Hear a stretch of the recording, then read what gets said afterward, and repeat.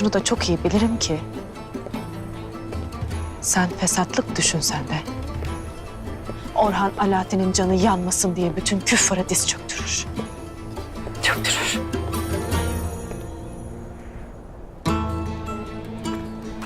Ondan mı onca altın ortasında Alaaddin'i küçümsemeye kalkıp medresene dön deyi bağırır ha?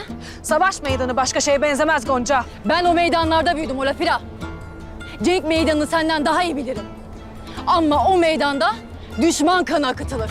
Kardeş kanı akıtılmaz.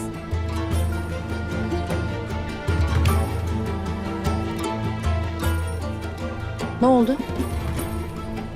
Bilmez miydiniz? Orhan Bey size onca altın ortasında Alaaddin'e vurduğunu demedi mi? Demedi.